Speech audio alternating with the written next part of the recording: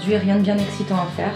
Il faut que je fasse tout ce qui doit être fait tous les jours. Donc déjà, il faut que je sorte les poussins pour qu'ils aillent un peu dehors. Il faut que je nettoie la cuisine, hein, ça se voit. Il faut que je ramène du bois de chez le voisin. Il faut aussi que je fasse de la glace au chocolat, de la pâte à pizza pour ce soir. Et 2-3 autres trucs comme des yaourts, des choses comme ça.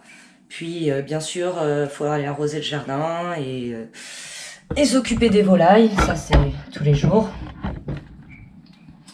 Donc voilà. C'est pas juste être au jardin de temps en temps et profiter du soleil et tout ça.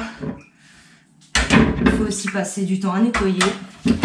Beaucoup de temps à nettoyer quand on fait les choses soi-même.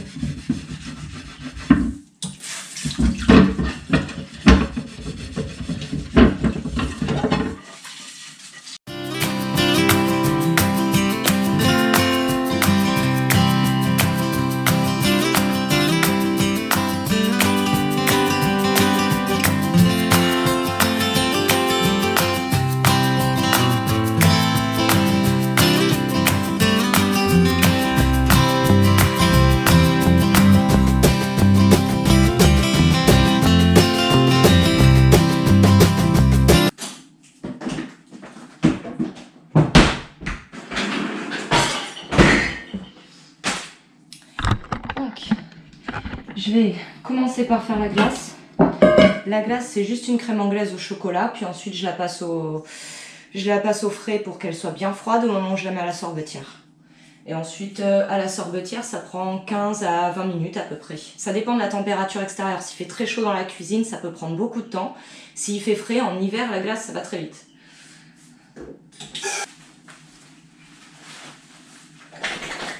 Donc, glace au chocolat, je sors les poussins et je vais chercher le bois chez le voisin.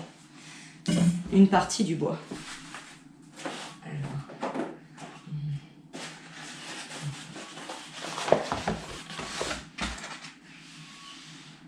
Ah, les œufs, si vous n'êtes pas sûr de leur fraîcheur, vous savez le test du verre d'eau, on le met dans le verre, on peut faire ce test-là, mais moi ce que je fais, c'est que c'est un copain qui m'a montré ça, c'est que je secoue l'œuf près de mon oreille, et si je sens que j'entends flop flop dans l'œuf, qu'on sent que le jaune se déplace de haut en bas, le blanc est devenu liquide et l'œuf il est plus consommable. Et du coup j'ai remarqué que tous mes œufs ne se conservent pas aussi longtemps les uns que les autres. Les œufs par exemple, ça c'est les œufs de poules noires. Ces poules-là, leurs œufs ils se conservent super longtemps. Et que je vous montre, voilà, les œufs comme ça, là, les œufs de Conu qui sont très gros, dont la coquille elle est fine, elle se casse très facilement. Si vous cassez l'œuf comme vous cassez n'importe quelle coquille d'œuf du commerce, vous allez exploser l'œuf sur le plan de travail. Il faut faire attention avec cela. Et je pense que la solidité de la coquille, l'épaisseur de la coquille joue beaucoup avec une grosse incidence en tout cas sur la conservation. C'est pour ça que notamment les œufs de Cannes se conservent plus longtemps. Parce que la coquille est très épaisse, très dure. Alors du coup maintenant je fais le test à chaque fois.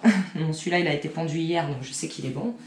Mais ceux-là ils sont du 24 de ce mois-ci, ils sont encore bons. Hein, mais j'ai pris l'habitude de faire ça. Voilà, c'est pas... Je vais mettre un œuf d'Araucana. J'aime bien mélanger les œufs dans tout. Dis donc, celui-là, la coquille était vachement dure. Mince.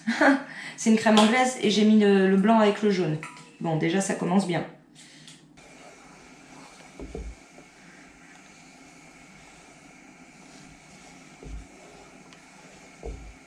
Voilà, la crème anglaise est faite.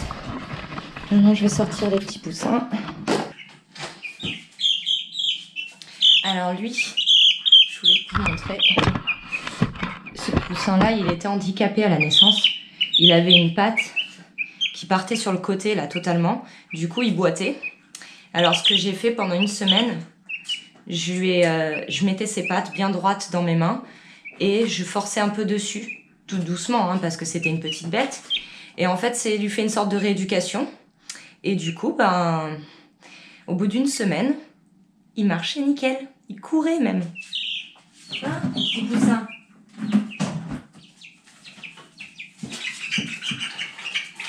Alors celui-là, il a le même âge. Il est énorme. Regardez-moi ses ailes. Je crois que c'est Sussex coupé à Rocana du coup. Parce qu'il est blanc, donc je pense que c'est une Sussex. Voilà. Alors, je les mets dans ce seau pour les transporter parce que sinon ils s'envolent.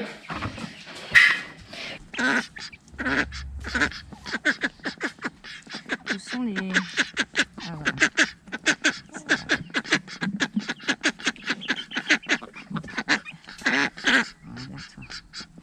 Voilà, il m'en manque un. Ah, ça, j'ai déjà.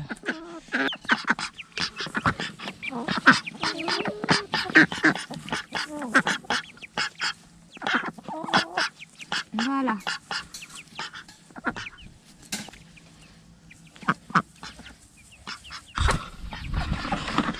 Allez, c'est bon. Voilà.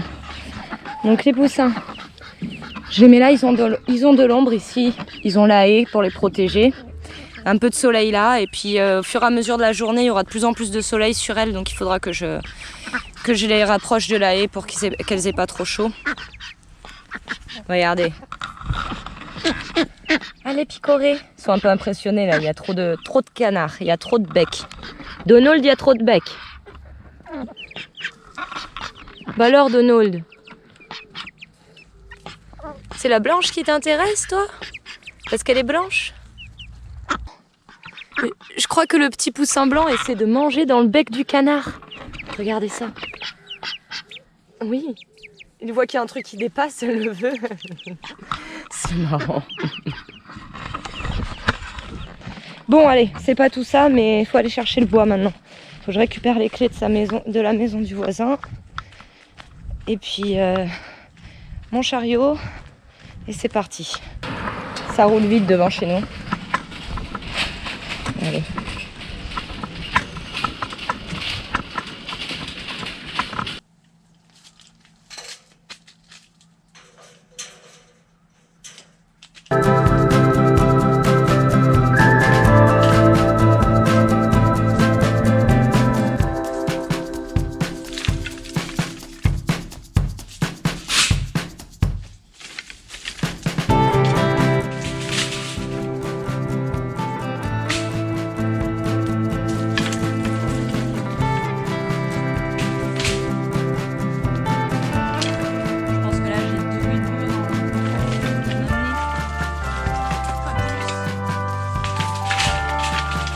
Chariot.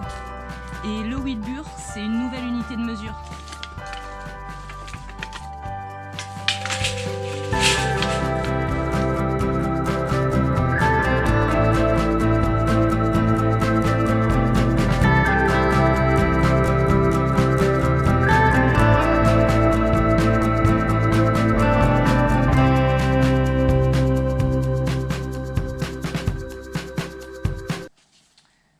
Oui, il va falloir que je revienne. Allez, on y va. Dans la rue, j'évite de vous parler parce que je me dis, les gens, ils vont vraiment me prendre pour... Ils vont se dire, elle est pas toute seule dans sa tête, celle-ci. Hein. Déjà qu'ils me prennent pour une folle, je pense.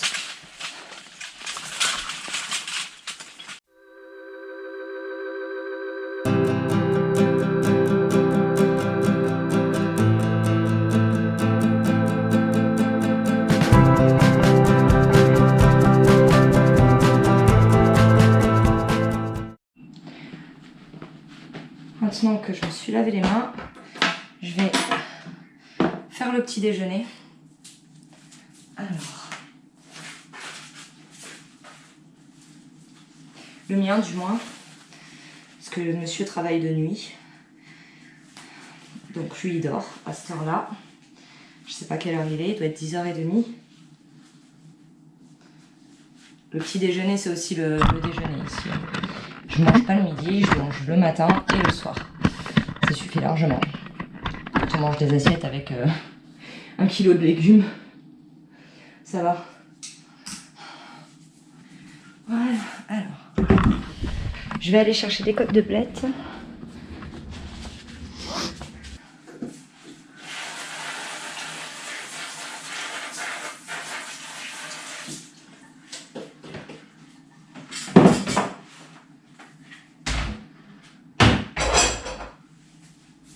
pas mal là, hein. Mi-check, des œufs, des concombres, à part la mozzarella et le pain de mie d'ailleurs, tout est du jardin. Et bien sûr pas le mi-check, hein. Ce serait trop beau d'avoir des vaches. Il est 19 h. J'ai fait mes pâtons pour la pizza, voilà.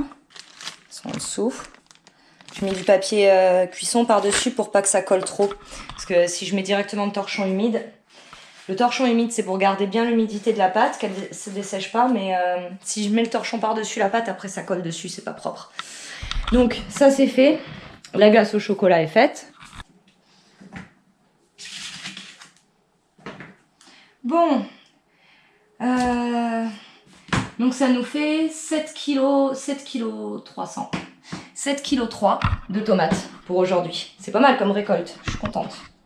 Alors, voilà la pierre à pizza qu'on utilise, qu'on met dans le barbecue. Je vous montre comme c'est pas très épais. Ça permet d'avoir des pizzas comme dans un four à gaz. Maintenant, je vais étaler mes pâtes. Je mets la pierre ici. Sanjay. Alors, donc,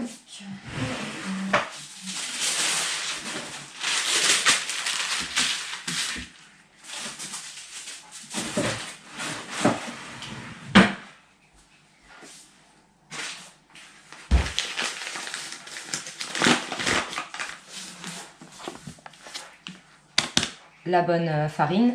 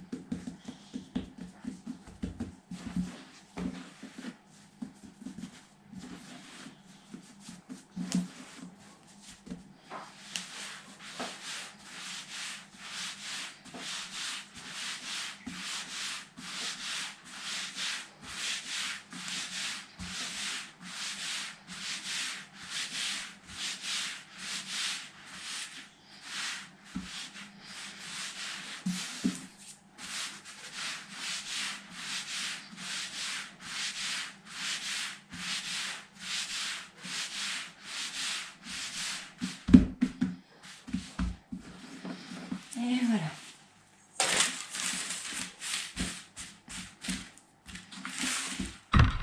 Voilà. C'est pas mal. C'est rapide à la main, ça va vite et c'est simple.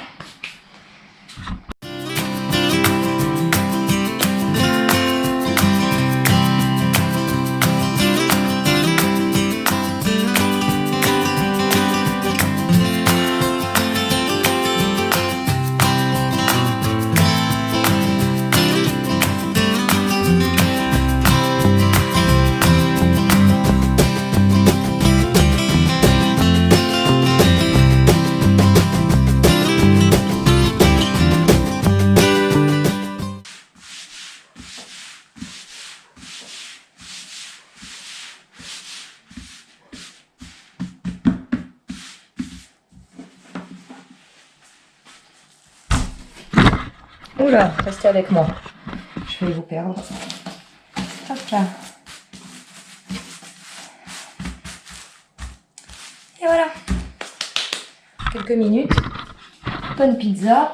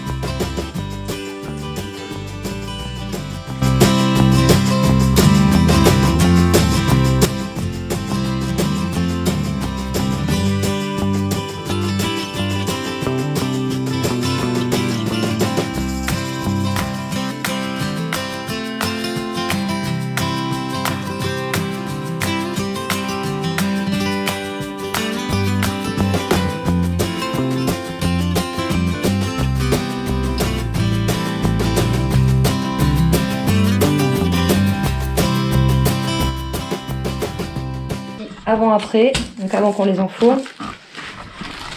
Et là, la pierre est en train de chauffer dans le barbecue.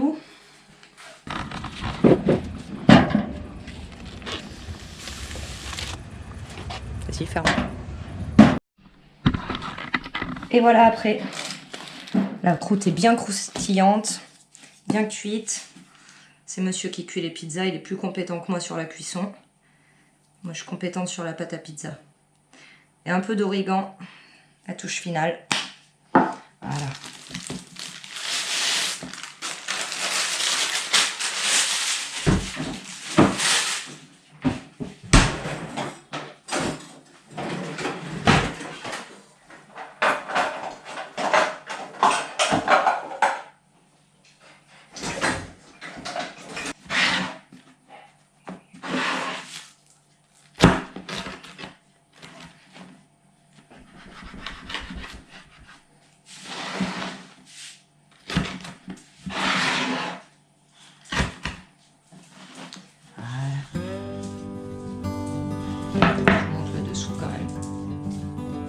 Pas très fine, même étalée à la main on peut la faire super fine, il n'y a pas besoin d'une machine du tout.